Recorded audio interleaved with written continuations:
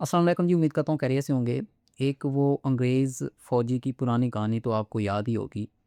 अगर नहीं भी याद तो चलें मैं आपको याद दिला देता हूँ कि मशहूर है कि उस ज़माने की बात है जब हिंदुस्तान जो है वो अभी कैद हो रहा था, अंग्रेज़ों की ग़ुलामी में जा रहा था और जब अंग्रेज़ इसको ओवरटेक करना चाह रहे थे हिंदुस्तान को, ये उस वक़्त की कहानी है। तो अंग्रेज़ सरकार अपने एक अफ़सर को भेजती है जो कि बेसिकली एक फ़ौजी ऑफ़िसर था, उसको भेजती है हिंदुस्तान में, इंडिया में कि वो यहाँ पे आए और इस वक़्त तो साफ़ ज़ाहिर है ना तो पाकिस्तान था, ना ही कुछ हिंदुस्तान, ये अलग नहीं थे, ये एक ही पूरा बरे-सग़ीर पाक-ओ-हिंद, ये एक ही था जिसको हिंदुस्तान के नाम से जाना जाता था। तो अंग्रेज़ सरकार ने अपना एक फ़ौजी ऑफ़िसर भेजा और उसको कहा कि जाओ और जाके इस इलाके का जायज़ा लो और यहाँ पे जाँच करो कि किस तरह से हम इनको ओवरटेक कर सकते हैं और इस कौम को ओवरटेक करना क्या आसान होगा या फिर मुश्किल होगा। वो फ़ौजी अफ़सर जब हिंदुस्तान आता है तो वो एक इलाके में घूम रहा होता है, तो इसकी नज़र एक चरवाहे पे पड़ती है जो कि अपना रेवड़ चरा रहा था और उस रेवड़ की रखवाली एक कुत्ता कर रहा था। कुत्ते आम तौर पे रेवों की रखवाली के लिए इस्तेमाल किए जाते हैं और बेसिकली वो चरवाहों के साथी होते हैं। तो वो अंग्रेज़ अफ़सर उस चरवाहे के पास जाता है। वो कहता है कि मैं तुम्हें 1 पाउंड दूँगा, लेकिन शर्त ये है कि तुम्हारा ये जो कुत्ता है ना, तुम्हें इसको ज़बह करना होगा, तुम्हें इसको मारना होगा। अभी मेरे सामने यहाँ पे ज़बह करो, तो मैं उसको पाउंड दूँगा। अब वो जो उस पाउंड की वैल्यू थी वो समझ लें आप कि उसके आधे रेवड़ के बराबर थी या फिर पूरे रेवड़ के बराबर थी। अब चरवाहा जो है ना वो थोड़ा-सा परेशान हो जाता है। वो सोचता है कि यार जो कुत्ता है ये मेरा पुराना साथी है, उसको कुत्ते के साथ मोहब्बत भी थी, वो उसका साथी था, बहुत वफ़ादार साथी था, अच्छे हालात में, बुरे हालात में उसने कुत्ते ने उसका साथ दिया था और एक जो उनसियत और मोहब्बत का एक जो रिश्ता था वो उन दोनों के दरमियान कायम था। तो इस वज़ह से ना वो थोड़ा हेज़िटेट करता है। लेकिन दूसरी साइड पे एक पूरा पाउंड था और ऐसा पाउंड जिसकी वैल्यू बहुत ज़्यादा थी और वो उसकी एक अच्छी ख़ासी जो है वो फ़ॉर्च्यून था उसके लिए। तो चरवाहा ये करता है कि पहले थोड़ा हेज़िटेट करता है लेकिन फिर ना वो उस बात पे मान जाता है। वो अपने कुत्ते को पकड़ता है, ज़मीन पर लेटाता है और छुरी उसके गले पर फेर के अपने कुत्ते को वहीं पे ज़िबा कर देता है। अंग्रेज़ जो है वो अपने वादे के मुताबिक वो 1 पाउंड का नोट निकाल के और उस चरवाहे के हवाले कर देता है, कहता है ये लो, ये पाउंड तुम्हारा होगा। लेकिन इसके साथ-साथ वो अंग्रेज़ उसके सामने एक और ऑफ़र रख देता है। वो ऑफ़र ये रखता है कि कहता है कि अगर तुम इस कुत्ते की खाल उतारो और इसकी बोटियाँ अलग-अलग कर दो, तो मैं तुम्हें 1 और पाउंड भी दूँगा। चरवाहा थोड़ा-सा और परेशान होता है, कहता है कि यार कुत्ता चलो मार तो दिया है, लेकिन मैं इसकी बेहुरमती कैसे करूँ यार कि इसकी बोटियाँ करूँ, इसकी खाल उतारूँ। तो मेरा दोस्त था, लेकिन फिर उसे क पाउंड का नोट नज़र आता है। तो वो पाउंड के नोट की वजह से फिर से लालच में आ जाता है, वो कहता है चले ठीक है कोई मसला नहीं। वो उस कुत्ते की खाल उतारता है और उसकी बोटियाँ अलग-अलग करता है। तो जब वो सारा काम कर लेता है तो वो अंग्रेज़ जो है वो उसको 1 और पाउंड दे देता है, वो कहता है ये लो, ये तुम्हारा दूसरा पाउंड भी हो गया। इसके बाद वो अंग्रेज़ जो है वो वहाँ से जाने लगता है, तो वो जो चरवाहा है वो उसके पीछे दौड़ता है। चरवाहा उसको कहता है कि अगर आप मुझे 1 पाउंड और दें, तो मैं आपके सामने इस कुत्ते की बोटियाँ भी खाने को तैयार हूँ, मैं इसके कुत्ते की बोटी भी खा लूँगा, लेकिन शर्त ये है कि आपको मुझे 1 और पाउंड देना पड़ेगा। फ़ौजी अफ़सर कहता है कि नहीं मुझे अब और मज़ीद देखने की ज़रूरत नहीं है, मैंने बस ये देखना था कि इस कौम के जो लोग हैं, इनका ज़मीर ख़रीदना क्या आसान है या फिर मुश्किल है और जिस कौम का ज़मीर ख़रीद लिया जाए, उन पर हुक्मरानी करना बहुत ही ज़्यादा आसान हो जाता है। मैंने अपना जो टेस्ट करना था, मैंने जो चीज़ देखनी थी वो मैंने देख ली है और अब मैं तुम्हें और जो पाउंड है वो नहीं दूँगा। मैंने ये कहानी काफ़ी अर्सा पहले पढ़ी थी और हो सकता है इसमें थोड़ी बहुत बातें जो हैं वो आगे-पीछे हो सकती हैं, लेकिन आपने ना अभी इस कहानी को माइंड में रखना है बिकॉज़ इस कहानी से आगे हम एक अगली कहानी चलाने लगे हैं। ये तो एक फ़र्ज़ी कहानी थी, अब हम बात करेंगे एक रियलिस्टिक कहानी की जो कि हमारे मुआशरे की है, आजकल की कहानी है और अब आपको मैं एक तस्वीर दिखाना चाहूँगा बल्कि एक तस्वीर क्या एक सिक्के के 2 रुख दिखाना चाहूँगा और वो दोनों ही रुख बहुत ही भयानक हैं। सबसे पहले मैं आपकी तवज्जो एक वाक़ये की तरफ दिलाना चाहूँगा जो कि वाक़या कोट अद्दू में पेश आया। एक थाने में एक लेडी इंस्पेक्टर जो कि इंचार्ज थी वहाँ की एसएचओ थी डेफ़िनेटली, वो एक शख़्स को उठाती हैं, उठा के थाने में लाती हैं। रात में उसको थाने में लाया जाता है और सुबह उसको बुरसा के हवाले कर दिया जाता है ये कहकर कि इसकी तिब्बी मौत हो गई है। अब ये जो मामला है ये सोशल मीडिया पे बड़ा हाइलाइट हुआ है क्योंकि उसके जो उर्सा है उन्होंने बड़ा एहतजाज वग़ैरह किया था और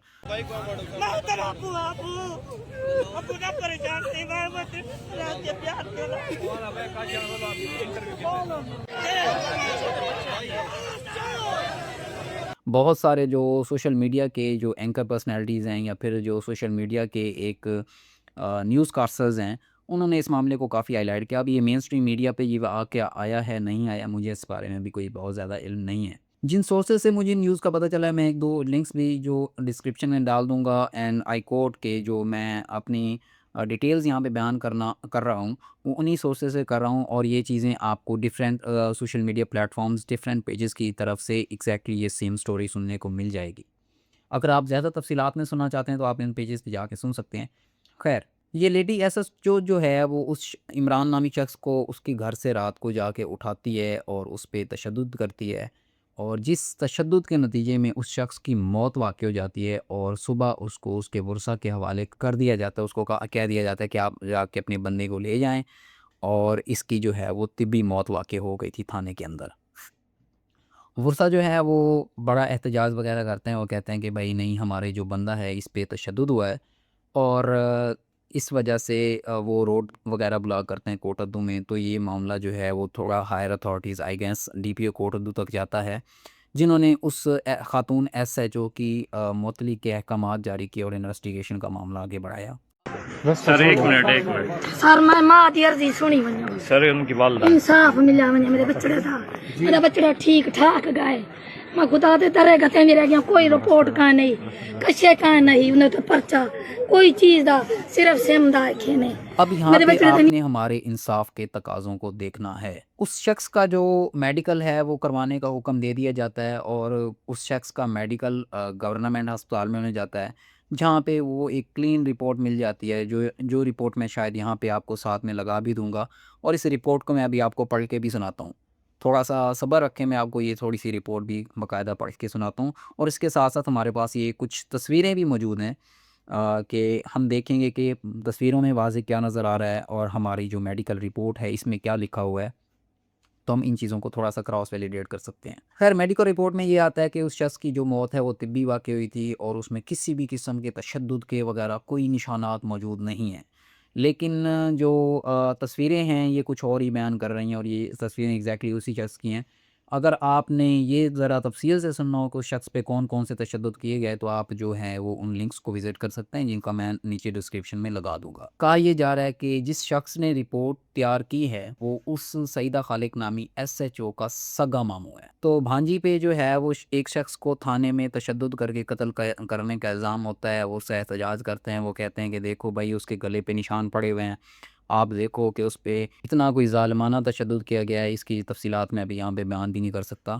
तो वो उसका एहतजाज कर रहे हैं, लेकिन उसका जो मेडिकल होने जा रहा है वो उसी के अगर सगे मामू के पास होने जा रहा है। लेकिन बात को थोड़ा-सा मुख्तसर करते हैं, तो आपको मैं ये बताऊँ कि अल्टीमेटली अभी तक ये हुआ है कि वो जो एसएचओ साहिबा हैं वो मुअत्तल हो गई हैं, उन पे तफ्तीश जारी है, और ऑफ़ कोर्स अगर पुलिस की तफ्तीश है तो उसमें एंड रिज़ल्ट क्या ही निकलेंगे, ये आप भी जानते हैं, ये मैं भी जानता हूँ। ये एक वाक़या था, ये थोड़ा-सा एम्बिगुअस सा वाक़या था। इसमें जो है वो बुरसा की तरफ से तो ये क्लेम किया जा रहा है कि ये कत्ल हुआ है, एंड ऑब्वियसली एक जो शवाहिद हैं, जो सबूत हैं, वो भी यही ज़ाहिर कर रहे हैं कि ये कत्ल हुआ है। अच्छा, इसमें एक और अहम पॉइंट जो कि मैं इंक्लूड करना भूल गया, वो ये है कि इस जो एहतजाज वगैरह है उसके बाद जो है पुलिस हरकत में आई, तो उन्होंने जो जनाब जो सीसीटीवी फुटेज है उस थाने की हवालात की जहाँ पे उस शख्स को रखा हुआ था, वो भी जारी की। कोई 10 मिनट की फुटेज जारी की हुई है, और उस 10 मिनट में 2 क्लिप्स जारी किए गए हैं, और उन 2 क्लिप्स के दरमियान 2 से 3 घंटे की जो फुटेज है वो मौजूद नहीं है। तो वो 2 से 3 घंटे की फुटेज क्या कहाँ गई? उस 2 से 3 घंटे की मिसिंग फुटेज को इग्नोर कर दें तो ये जो उसकी बॉडी पे निशानात हैं, ये सारा कुछ, ये भी कुछ और इशारा कर रहे हैं। वो शख्स कोई बीमार नहीं था, उसको कोई बीमारी नहीं थी, उसका कोई प्रीवियस क्रिमिनल रिकॉर्ड नहीं था, इस तरह का कोई भी मामला नहीं था। तो ज़ाहिरी तौर पे, बज़ाहिर तौर पे तो एग्ज़ैक्टली यही लग रहा है कि डेफ़िनेटली उस शख़्स को जो है वो हवालात में शायद तशद्दुद करके उसको इतना सख्त तशद्दुद किया गया कि वो अपनी जान की बाज़ी हार गया। इसके कॉन्सिक्वेंसेस क्या हुए? कॉन्सिक्वेंसेस ये हुए हैं कि खातून एसएचओ साहिबा को जो है वो मुअत्तल कर दिया गया है, और उन पे इंक्वायरी जारी है, एंड अगर डिपार्टमेंटल इंक्वायरी होगी तो definitely we inquired ourselves and we found that there is nothing wrong with us. Ultimate जो रिज़ल्ट है वो हमें यही देखने को मिलेगा। ये था हमारी तस्वीर का एक रुख। अब मैं आपको ले चलता हूँ तस्वीर के दूसरे रुख की जानिब। तस्वीर का दूसरा रुख ये है कि एक एसएचओ साहब हैं, उनको एक जो शख्स है वो फायरिंग करके शहीद कर देता है, and again that was very unfortunate. लेकिन इसमें जो नोट करने वाली बात है कि उस पे क्या एक्शन होता है, उस पे एक्शन ये होता है कि सीसीडी जो है हमारी दी वेल एंड गुड सीसीडी जो है वो उस शख्स को, उस कातिल को उस एसएचओ की नमाज़ जनाजा से पहले ही पुलिस मुकाबले में हलाक कर देती है और कहा यह जा रहा है कि उस शख्स को इंस्टेंट इंसाफ दिलाया गया कि उसको इंस्टेंट जस्टिस मिला है। ये तस्वीर का दूसरा रुख है। अब इसमें मैं आपकी तवज्जो थोड़ी सी जो है वो एक तीसरे वाक़े की ले तरफ लेके चलूँगा, जो कि थोड़े अर्से पहले ही मैंने इस चैनल पे भी एक शॉर्ट्स में कवर किया था। और वो ये था कि रायवंड में एक शख्स के लिए रेड करते हैं, वो दर्जी था, उस पे कोई छोटा-मोटा चोरी का इस तरह का कोई भी मुकदमा होगा, but he was not wanted criminal, कोई वो इश्तिहारी नहीं था, वो इस तरह का कोई मुजरिम नहीं था। तो पुलिस जो एसएचओ साहब हैं वो रेड करते हैं, उस शख्स को पकड़ने जाते हैं और वो बंदा जो है वो डर के थोड़ा भागता है। भागते हुए को एसएचओ साहब जो हैं वो मौके पे फायरिंग करके जान से मार देते हैं। This is documented case.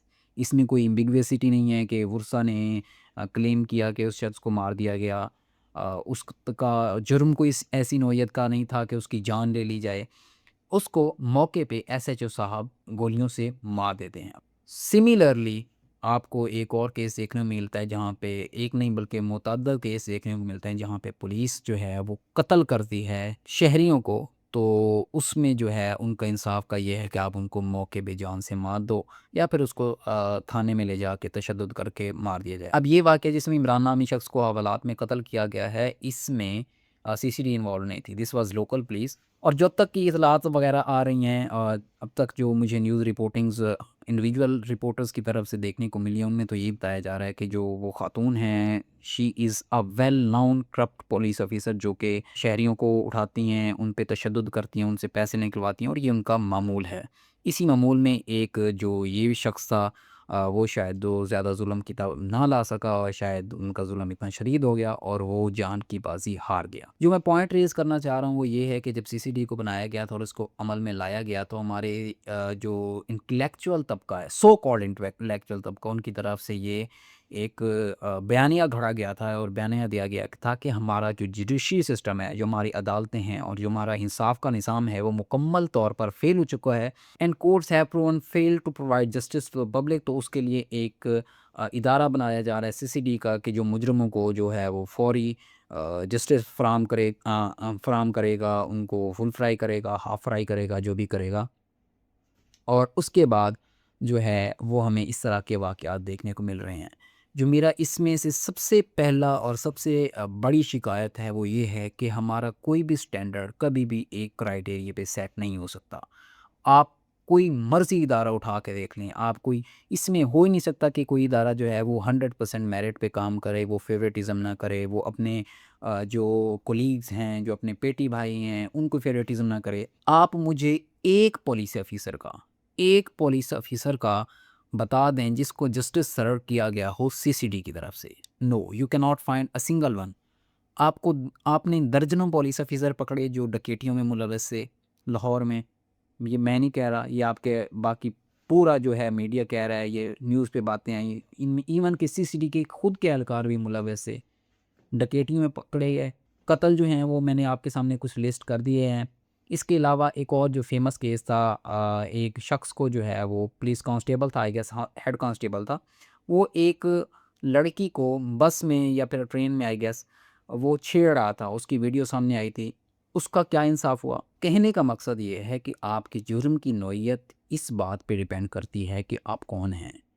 अगर आप एक पुलिस ऑफिसर हैं, अगर आप उन्हीं के पेटी भाई हैं, तो इट डज़ नॉट मैटर कि आप कौन सा जुर्म करते हैं, you will always have immunity from their so called instant justice. लेकिन अगर आप एक कोई नामालूम शहरी हैं, एक पाकिस्तान के आम सिटीज़न हैं, आम सिटीज़न नहीं कह लें, मैं चलें उस थोड़ा-सा दूसरे एंड पे चला जाता हूँ कि चाहे कोई एक चोर है, तो क्या चोर की सज़ा यही है कि आप उसको गोलियों से मार दें? नहीं, लेकिन हमारा जो वहाँ पे इंसाफ है वो फ़ौरन ही एक्सट्रीम एंड पे चला जाता है। अब आते हैं इस बात की तरफ कि पाकिस्तान में और हमारे मुल्क में अनफॉर्चुनेटली हम इन हालात का शिकार कहाँ से हो गए कि जहाँ पे हमारा जो इंसाफ का निज़ाम है वो इस हद तक कोलैप्स कर गया है, या फिर हमारे साथ इस तरह के जुल्म और जबर के वाक़यात क्यों हो रहे हैं। तो इसके जवाब में मैं आपको याद दिलाऊंगा यही कहानी जो मैंने आपको इस वीडियो के स्टार्ट में सुनाई है। बेसिकली उस स्टोरी का और उस कहानी का मॉरल ये था और उसका कंक्लूजन ये था कि जो हमारी कौम है बर सग़ीर पाक व हिंद की, या फिर ओवरऑल ये जो हमारी नेशन है, चाहे उसमें इंडियंस कह लें, I not know Indians very well, खैर अभी हम पाकिस्तान को जानते हैं तो पाकिस्तान की बात कर लेते हैं। तो हमारी ये जो कौम है, हम मिन हैसल कौम ऐसे हैं कि हमें जो है वो बहुत ही आसानी से और बहुत ही छोटी कीमत पे ख़रीदा जा सकता है, हमारे ज़मीर को ख़रीदा जा सकता है। और अगर कोई भी शख्स वो छोटी सी कीमत अदा कर देता है तो हम उस शख्स के लिए कुछ भी करने को तैयार होंगे, चाहे वो हमारे अपने करीबी तरीन साथी की बोटी नोचना ही क्यों ना हो। That was the moral of the story. और अगर आप उस स्टोरी को मिलाएं आजकल के मौजूदा हालात में तो ये आपको बात बड़ी वाज़ेह हो जाती है। हम सब अक्सर एक बात करते नज़र आते हैं कि हमारा जो निज़ाम है वो इंतहाई करप्ट निज़ाम है। और हमारा निज़ाम क्या, हमारे जो हुक्मरान हैं जो इस सिस्टम को चला रहे हैं, वो ऊपर वाले चंद लोग जो हैं वो इंतहाई करप्ट हैं और उन्होंने जो करप्शन है वो घोल के पिला दिया हमारे निज़ाम को। लेकिन आप ये बताएं कि क्या 25 करोड़ आबादी वाले मुल्क को चंद अफराद छोड़िए, मैं चंद 100 अफराद कर देता हूँ, यानी जो टॉप के ख़ानदान हैं, जो आपकी बराजमान हैं, आपकी बाकायदा जो आपकी हुकूमत है, और ये भी कोई स्पेसिफिक हुकूमत की बात नहीं कर रहा, आपकी दहाइयों से जो भी हुकूमत चली आ रही है, जो भी फेसेस आ रहे हैं सामने, हम उन सबको इंक्लूड करके कह रहा हूँ कि लेट्स से आप कहते हैं कि वो सारे करप्ट थे, वो सारे चोर थे, सारे डाकू थे, तो क्या एक ये चंद चोर वो एक 25 करोड़ आबादी वाले मुल्क को हाईजैक कर सकते हैं? बिल्कुल कर सकते हैं, उन्होंने किया है, इस मुल्क को हाईजैक किया है। तो कैसे किया है? ऐसा क्यों हो गया कि चंद 100 लोग या फिर चंद ख़ानदान जो हैं वो पूरे एक सिस्टम को, 25 करोड़ आबादी वाले मुल्क को, क्वार्टर बिलियन पॉपुलेशन वाले मुल्क को हाईजैक कर लेते हैं और उसको अपनी मर्ज़ी से चलाते हैं? ऐसा तभी मुमकिन है जब आपके अंदर आपकी अपनी काली भेड़ें मौजूद हों, आपका मुआशरा अंदर से इतना खोखला हो कि उस लोगों के ज़मीर को चंद पैसों की इवज़ ख़रीद लिया जाए। लास्टली मैं एक छोटी सी बात करूँगा, बिकॉज़ अगर मैं इस पे बात करता रहूँ तो ये वीडियो बहुत ज़्यादा लंबी हो जाएगी। हमारी आखिरी बात ये है कि without giving any interested thoughts, कि इस सारे निज़ाम में अगर मेरे से सवाल किया जाए या फिर आपसे सवाल किया जाए कि आप इस सारे निज़ाम में जो हमारे करप्ट इदारे हैं, हमारा पुलिस करप्ट है, हमारा जुडिशरी करप्ट है, हमारा जो भी पूरा एक निज़ाम है, all of the departments included, does not matter वो कि सिविलियन डिपार्टमेंट है, वो कि लॉ इन्फोर्समेंट डिपार्टमेंट है, वो किस तरह का डिपार्टमेंट है, एवरीथिंग इंक्लूडेड, इन सब में से, इन सब करप्ट इदारों में से आप एक चीज़ को आइडियल बनाना जाएं और आपके पास पावर हो कि आप इस एक चीज़ को फिक्स कर सकते हैं, what will you fix in this society? तो ऑब्वियसली अगर आपने अपने मुआशरे को बनाना है तो सबसे पहले आपको जो चीज़ चाहिए वो है इंसाफ की फराहमी। इंसाफ जो कि ना देखे छोटा कौन है, बड़ा कौन है, इंसाफ जो कि सब पे बराबर अमल करे, इंसाफ जो कि ताकतवर और एलीट क्लास के लिए भी उतना ही ताकतवर हो जितना कि वो एक गरीब और एक रेहड़ी वाले के लिए ताकतवर। अगर आप इस लेवल का इंसाफ अपने मुआशरे में ला सकते हैं, अगर कोई भी शख्स इस लेवल का इंसाफ अपने मुआशरे में ला सकता है, तो आपका जो बाकी सारा स्ट्रक्चर है, सारे डिपार्टमेंट्स एक-एक करके ये खुद ही सीधे हो जाएंगी। Everything will come in a straight line अगर हमें सिर्फ इंसाफ की फराहमी मुयस्सर हो। लेकिन ये एक बहुत ही फार फेच्ड थॉट है, ये हमारी एक शायद फैंटेसी है जिसको हम अपनी ज़िंदगी में कभी भी पूरा होते ना देख सकें, क्योंकि अब जो हालात है वो हमारे मुल्क से भी आगे बढ़ चुकी है। अब तो ग्लोबल लेवल पे इस तरह की फस्तायत और है, जुल्म और जबर का निज़ाम जारी है। खैर इस टॉपिक को हम इंशाल्लाह बाद में कवर करेंगे, लेकिन दुआ है कि अल्लाह करीम जो है वो मरहूमीन, जो भी मरहूमीन थे, चाहे वो पुलिस वाला हमारा ऐसे जो मरहूम था, या फिर ये इमरान साहब जो कत्ल का शिकार हुए हैं, जो कि पुलिस गर्दी का शिकार हुए हैं, इनको इंसाफ की फराहमी यकीनी बनाए। अब जो हमारे पुलिस वाले भाई थे उनको तो शायद इंसाफ मिल गया है, लेकिन अब इसको क्या इंसाफ मिलेगा वो आप भी जानते हैं, मैं भी जानता हूँ। चंद दिन की शायद इंक्वायरी होगी, she will come clean and a few months later she will be joining back to her duty. Thanks for watching. See you in the next one.